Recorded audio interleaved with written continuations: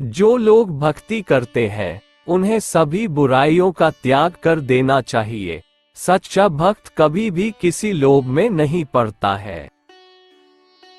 ऐसे ही मजेदार motivational story देखने के लिए तुरंत चैनल को सब्सक्राइब करें और वीडियो को लाइक करके कमेंट जरूर करें। दो संत एक साथ रहते थे। एक संत दिन भर भक्ति करता था, दूसरा संत रोज शाम को भगवान को भोग लगाकर खाना खाता था। एक दिन दोनों संतों के बीच झगड़ा हो गया, क्योंकि दोनों खुद को श्रेष्ठ बता रहे थे। भक्ति करते समय मन शांत रहना चाहिए और सभी तरह की बुरे विचारों से बचना चाहिए। जो लोग इस बात का ध्यान रखते हैं उन्हें भगवान की कृपा मिलती है। इस संबंध में एक लोक कथा प्रचलित है।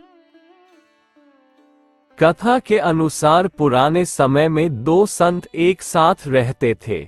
दोनों की भक्ति का तरीका अलग अलग था। एक संत दिन भर तपस्या और मंत्र जाप करते रहता था, जबकि दूसरा संत रोज सुबह शाम पहले भगवान को भोग लगाता और फिर खुद भोजन करता था। एक दिन दोनों के बीच झगड़ा होने लगा कि बड़ा संत कौन है। इस दौरान वहां नारद मुनि पहुंच गए। नारद ने दोनों संतों से पूछा कि किस बात के लिए लड़ाई कर रहे हैं। संतों ने बताया कि हम ये तय नहीं कर पा रहे हैं कि दोनों में बड़ा संत कौन है। नारद ने कहा कि ये तो छोटी सी बात है, इसका फैसला मैं कल कर दूंगा।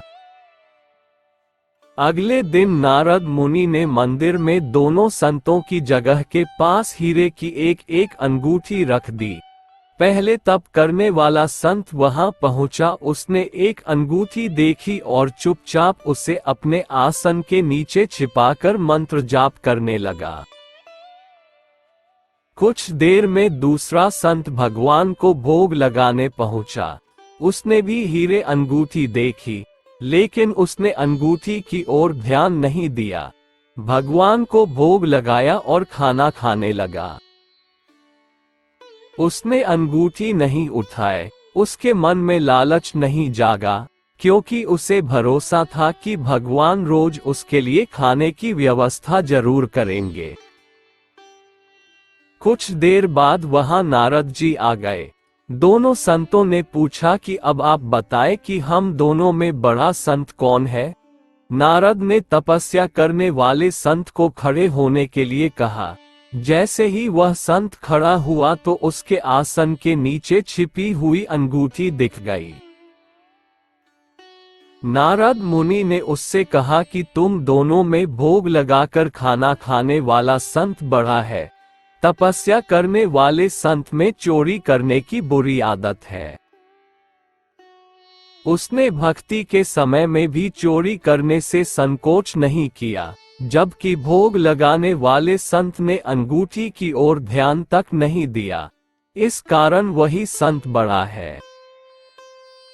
कुछ देर बाद वहां नारद जी आ गए।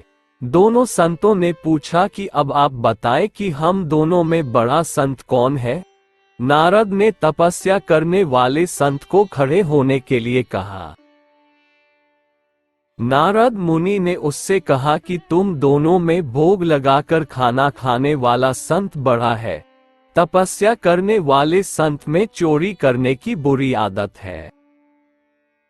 जैसे ही वह संत खड़ा हुआ तो उसके आसन के नीचे छिपी हुई अंगूठी दिख गई। उसने भक्ति के समय में भी चोरी करने से संकोच नहीं किया, जबकि भोग लगाने वाले संत ने अंगूठी की ओर ध्यान तक नहीं दिया। इस कारण वही संत बड़ा है। जिस भक्त के विचार पवित्र हैं और जो बुरे कामों से दूर रहता है, सिर्फ उसे ही भगवान की कृपा मिलती है। इस कथा से हमें ये सीख मिलती है कि भक्ति तभी सफल होती है जब भक्त के मन में बुरे विचार न हो, भक्त बुरे काम न करता हो।